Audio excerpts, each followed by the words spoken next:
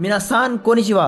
स्वागत है आपका आपके अपने चैनल एनिमे एक्सपीएल पर। The danger cinema heart season 2 episode 10 के स्टार्टिंग में हम लोग देखते हैं क्योतारो को, जो कि यही सोच रहा होता है कि आज वो थर्ड ईयर में आ चुका है और वो कौन सी क्लास में होगा उसे भी नहीं पता। क्या यामादा उसकी क्लास में होगी कि नहीं होगी। और फिर वो स्कूल में आ जाता है जहाँ पे सेकाइन कहती है कि हम दोनों एक ही क्लास में हैं। और क्योतारो जल्दी से जाके बोर्ड पे अपना नाम देखता है कि वो कौन सी क्लास में है और फिर वो जाने लगते हैं। और उसके पास यामादा का कोई मैसेज भी आया होता है कि वो न्यू क्लास में आ चुकी है। और हमें यामादा को दिखाया जाता है जो कि थोड़ी सी दुखी होती है, क्योंकि उसे यही लग रहा होता है कि क्योतारो उसके साथ होगा कि नहीं होगा। और तभी क्योतारो यहाँ क्लास में आ जाता है और वो होता है यामादा की क्लास में। और यामादा उसको देख के इतनी ज्यादा खुश हो जाती है कि वो भूल जाती है कि वो न्यू क्लास में है और उसे न्यू बच्चे देख रहे हैं। और वो उसका हाथ पकड़ के उछलने लगती है। और तभी वहाँ के बच्चे बोलते हैं कि अपनी दूरी को मेंटेन रखो। और वो अनजान बच्चे इन लोगों को घूर के देख रहे होते हैं, इसलिए यामादा उसका हाथ छोड़ के चली जाती है दूसरी लड़की के पास। और वो उसके पास जाके कहती है, सॉरी मैंने गलत पर्सन का हाथ पकड़ लिया, मैं तो रिन के पास जाना चाहती थी। फिर क्योतारो अपनी डेस्क पे बैठ जाता है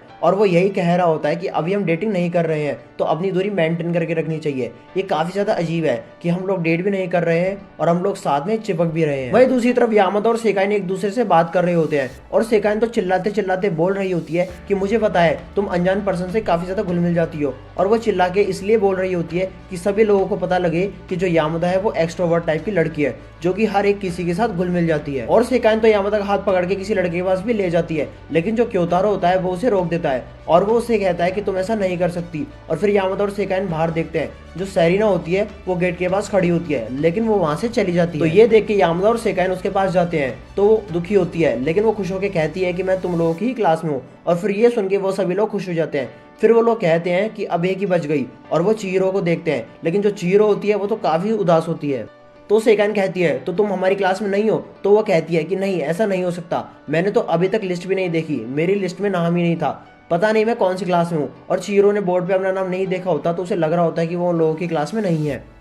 और ये सुन के तो सेरिना और सेकाइन जाने लगते हैं पता करने के लिए कि वो कौन सी क्लास में है, लेकिन वो डर रही होती है। लेकिन वो डरते डरते आ जाते हैं स्टाफ रूम में, जहाँ पे उसके टीचर कहते हैं कि तुम भी सेम ही क्लास में हो। और ये सुन के तो सभी लोग खुश हो जाते हैं और फिर वो लोग अपनी क्लास में जाने लगते हैं। और स्टाफ रूम के बाहर ही होता है क्योतारो, उसे तो यामादा नोटिस कर लेती है। फिर वो लोग क्लास में आ जाते हैं, जहाँ पे उन लोगों को उन्हीं के और भी दोस्त मिल जाते हैं जिनसे वो लोग बात करने लगते हैं। और यामादा जाती है धीरे धीरे क्योतारो के पास, लेकिन वो क्योतारो के पास नहीं रिन के पास जाती है और उससे मस्ती करने लगती है। और तभी क्योतारो के पास हम लोग एक चिट्ठी को देखते हैं जिस पर लिखा होता है कि तुम यहीं पे बाद में रुकना। फिर उनकी मोरिया टीचर भी आ जाती है और वो काफी ज्यादा एनर्जेटिक लग रही होती है। और क्योतारो तो अपने मन में यही सोच रहा होता है कि अदाची कौन सी क्लास में होगा। और हम लोग दूसरी तरफ अदाची को देखते हैं जो कि अदमरा बन चुका था। और वहां पे क्योतारो आके कहता है रेस्ट एंड पीस। तो अदाची खड़ा होकर कहता है कि तुम्हें क्या लग रहा है मैं मर गया? मैं मरा नहीं, मैं तो इसलिए लेटा हुआ हूँ ताकि मैं लड़कियों के स्कर्ट के नीचे झांक सकूं। फिर वो कह रहा होता है कि मुझे तो तुमसे काफी ज्यादा जलन हो रही है कि तुम्हारी क्लास में यामादा के साथ दो और ब्यूटीफुल लड़कियां हैं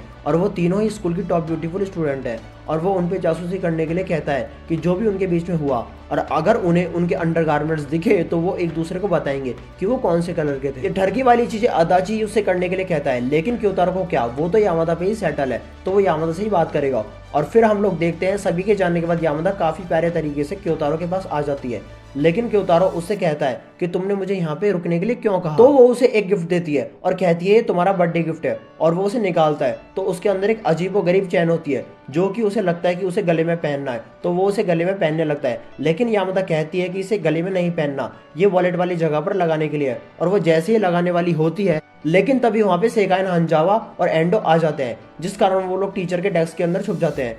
एंडो सेकाइन से कहती है क्या यामादा और क्योतारो नाम का लड़का वो दोनों एक दूसरे को डेट कर रहे हैं? तो सेकाइन कहती है किसे ही पता, शायद वो लोग कर रहे होंगे। तो एंडो कहती है कि अगर वो लोग कर रहे होंगे तो ये काफी ज्यादा अच्छी बात है कि यामादा जैसी लड़की एक लड़के को डेट कर रही है और हम लोग उसे सेलिब्रेट भी कर सकते हैं क्योंकि अब वो लोग अडल्ट हो चुके हैं तो उनके अंदर मैच्योर वाली फीलिंग तो आएगी और वो दोनों एक दूसरे को कन्फेस करेंगे। और ये सुन के सेकाइन भी इमेजिन करती है क्योतारो के फेस को और ये याद करके उसकी आंखों में चमक आ जाती है और वो कहती है हाँ जरूर, चलो हम सेलिब्रेशन करने के लिए प्रिपरेशन करते हैं। और उन लोगों के जाने के बाद यामादा क्योतारो से कहती है क्या हम लोग डेट कर रहे हैं? और ये सुन के तो क्योतारो भी शॉक हो जाता है और वो कोई जवाब भी नहीं दे रहा होता है। तभी यामादा कहती है ऐसा उन्होंने कहा। तो ये सुन के उसको राहत होती है और फिर वो जल्दीबाजी में वहां से निकलने लगता है, लेकिन तभी यहाँ उसकी अंडरवियर खुल जाती है और तभी वहां पे सेकाइन भी आ जाती है और वो कह रही होती है तुम जहां मर्जी शुरू हो जाते हो, अगर किसी ने पकड़ा ना तो इस बार मैं तुम्हारे साथ बिल्कुल भी नहीं दूंगी। अब शाम को ये चारों लोग मिलकर घर जा रहे होते हैं और अदाची कह रहा होता है क्या तुम्हें मैंने जो कहा था वो देखने को मिला? तो क्योतारो कहता है कि उनका तो नहीं पता, लेकिन मेरा जरूर खुद का दिख गया।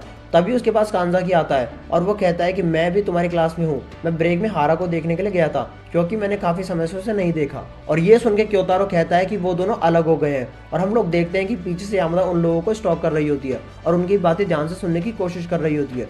और वो आगे आके कहता है तुम्हारे लिए तो काफी ज्यादा अच्छा है कि ये यामादा तुम्हारी क्लास में है। तो अदाची कहता है ऐसा क्यों? तो क्योतारो कहता है कि वो इसलिए कह रहा है क्योंकि मैं उसके ज्यादा करीब हूँ। और ये सुन के अदाची मान जाता है और फिर वो जाने लगते हैं, लेकिन क्योतारो रुक जाता है और वो कहता है मैं इस जगह से अपने घर जा रहा हूँ। तो ये सुन के उसके दोस्त यहाँ से चले जाते हैं और तभी वहाँ पे यामादा आ जाती है और फिर वो दोनों एक साथ घर जाने लगते हैं। अगले सीन में हम लोग देखते हैं कि उन लोगों का फिजिकल टेस्ट हो रहा होता है, जो होने के बाद वो लोग जाने लगते हैं। तो यामादा क्योतारो की रिपोर्ट देखने लगती है, तो क्योतारो उसकी रिपोर्ट छीनने लगता है और इतने में वो लोग क्लोज आ जाते हैं। तो एंडो उसे देख लेती है और ये देख के क्योतारो कहता है कि तुमने ऐसा क्यों किया? तो यामादा कहती है कि तुमने ही तो बोला। और वो तो अपने मन में यही सोचने लगता है कि अगर इन लोगों को पता चल गया तो ये लोग तो कन्फेशन को ग्रैंड सेलिब्रेशन के तौर पे बनाएंगे और सभी लोगों को पता चल जाएगा हम दोनों के रिलेशनशिप के बारे में। तभी एंडो बीप करती है और अपनी हैंड साइन बना लेती है। तो क्योतारो कहता है बीप का मतलब यही है कि हमारा रिलेशनशिप नॉर्मल है या बहुत ही ज्यादा क्रीपी सा। तो क्योतारो और ही बहाना लगा के कहता है कि मिस ने हमें क्या कहा था कि जिन लोगों के साथ हम लोगों ने फर्स्ट डे बात नहीं की थी उन लोगों के साथ में हमें सेकंड डे बात करनी है। तो ये सुन के एंडो तो यामादा के साथ काफी ज्यादा बातें करने लगती है और वो उसे कहती है कि तुम मुझे कान कान क्यों नहीं बुलाती? तो यामादा कहती है क्या मैं तुम्हें कान ना बुलाऊं? मैंने तुम्हारे काफी ज्यादा स्पेशल नेम रखा है। और उसकी चमक देख के तो एंडो भी फ्लैट हो जाती है और वो कुछ कह ही नहीं पाती। और फिर वहां पे सभी लोग आ जाते हैं और यामादा एंडो के साथ गेम खेलने लगती है और क्योतारो कहता है कि मैं फिर से अकेला पड़ गया। अगले सीन में क्योतारो होता है लाइब्रेरी में और वो कुछ बुक्स को निकाल रहा होता है। तभी यामादा उसके पास आ जाती है और वो कहती है कि तुम यहाँ पे क्या कर रहे हो? तो क्योतारो कहता है कि मैं देख रहा हूँ कि मैं सेल्फ के कितने ऊपर तक पहुंच सकता हूँ क्योंकि अब मैं 6 सेंटीमीटर जो बड़ा हो चुका हूँ। और ये सुन के तो यामादा काफी ज्यादा खुश हो जाती है और वो कहती है कि मैं पिछले साल से 15 सेंटीमीटर ज्यादा बड़ी हो गई हूँ। और फिर यामादा कहती है चलो हम अपनी हाइट को मार्क करते हैं, जैसे कि बचपन में मदर्स अपनी बच्चों की हाइट को नापती थी एक पोल के सहारे। और वो लोग जो लाइब्रेरी की सेल्फ होती है उसके ऊपर ही लाइन मार देते हैं कि वो लोग कितने इंच बड़े हैं। और यामादा क्योतारो की हाइट जितनी लाइन मार देती है और क्योतारो यामादा की हाइट जितनी लाइन मार देता है। लेकिन यामादा जब अपना नाम क्योतारो के हाथ से लिखा हुआ देखती है तो उसका फर्स्ट नेम तो वो घूमते घूमते जाके पर्दों के पीछे छुप जाती है और वो काफी ज्यादा शर्माने लगती है। क्योतारो कहता है कि मुझे लगता है कि मैं तुम्हारे फिजिकली काफी ज्यादा करीब आ चुका हूँ। और यह सुनकर यामादा कहती है कि ये ठीक है और वो उसे भी पर्दों के बीच में रख लेती है और उन लोगों का डिस्टेंस काफी ज्यादा करीब होता है। और क्योतारो जैसे ही ये कहने वाला होता है कि हमें यहाँ पे कोई देख लेगा तभी हवा की वजह से पर्दा हट जाता है और वहाँ पे हानजावा होती है जो कि उन लोगों को देख लेती है, लेकिन वो कुछ भी रिएक्ट नहीं करती है। तो यामादा फिर से पर्दा लगा देती है उसे बात करने के लिए, लेकिन फिर से हवा चलती है और वो पर्दा फिर से हट जाता है। और जो हानजावा होती है वो तो उन लोगों की बात सुनने के लिए बिल्कुल ही करीब आ चुकी होती है और एम्बेरस के कारण जो हानजावा होती है वो तो डायरेक्टली यहाँ से अपनी बुक छोड़ के भाग जाती है। और ये देख के तो ये दोनों भी हैरान होते हैं कि आखिरकार इसे हुआ क्या, इसने कुछ भी रिएक्ट नहीं किया, रिस्पॉन्स नहीं किया, कुछ भी नहीं, ये डायरेक्टली चली गई।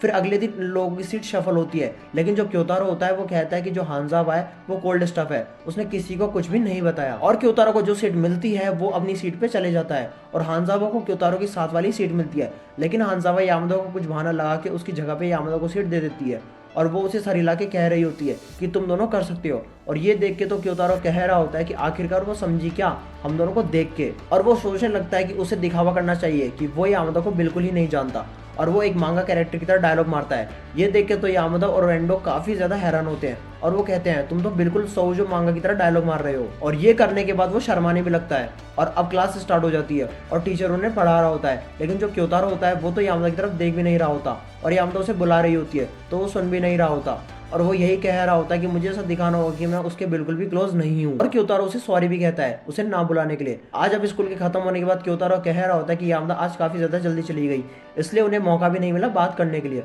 और फिर वो जाने वाला होता है। लेकिन तभी वो देखता है कि उसकी डेस्क पे हानजावा की किताब है और उसके अंदर एक चिट्ठी है जो कि यामादा ने हानजावा के लिए लिखी होती है सारी गलतफहमी दूर करने के लिए। और उसमें लिखा होता है कि हानजावा तुम्हें हम दोनों की चिंता करने की कोई भी जरूरत नहीं है, हम लोग काफी ज्यादा करीब हैं, लेकिन हम लोग डेटिंग नहीं कर रहे हैं। लेकिन मेन बात यह है कि जो क्योतारो है वो काफी ज्यादा शाय है और मुझे काफी ज्यादा दुख होता है कि वो दूसरे लोगों के लिए काफी ज्यादा सोचता है और हम लोग धीरे धीरे रिलेशनशिप में आ रहे हैं और जो टाइम मैंने उसके साथ बिताए हैं वो काफी ज्यादा प्रीशियस और ब्यूटीफुल थे। तो आपको हमारी चिंता करने की कोई भी जरूरत नहीं है और मुझे खुशी होगी कि आप क्योतारो को अकेला छोड़ दें। और ये पढ़ने के बाद तो क्योतारो कहता है कि आगे मत पढ़ना और वो जल्दी से पेज को मोड़ के रख देता है और उसका मुंह शर्म के मारे लाल हो चुका होता है। अब अगले दिन आके यामादा क्योतारो को गुड मॉर्निंग कहती है, लेकिन जो क्योतारो होता है वो तो काफी रूड बिहेव में उसे गुड मॉर्निंग कहता है और हमें दिखाया जाता है कि वो यामादा के क्लोज रहना चाहता है। अब क्योतारो लाइब्रेरी में जा रहा होता है और वो यह कह रहा होता है कि जो हमने क्लोज डिस्टेंस बनाया है वो मेरे लिए काफी ज्यादा प्रीशियस है। और तभी क्योतारो को हानजावा और यामातो की डिस्कशन सुनाई देती है, जहाँ पे हानजावा कह रही होती है कि मुझे बिल्कुल भी प्यार के बारे में नहीं पता है कि वो कैसा होता है, क्या ये फ्रेंडशिप से अलग होता है, क्या यह एक अच्छी चीज है, लेकिन हम इसे सेलिब्रेट नहीं कर सकते। लेकिन पिछले साल एक कपल ने क्यों ब्रेकअप कर लिया, क्या हमने कुछ बुरा काम किया था। और तभी अंदर क्योतारो आ जाता है, जिस कारण हानजावा वहां से जाने लगती है।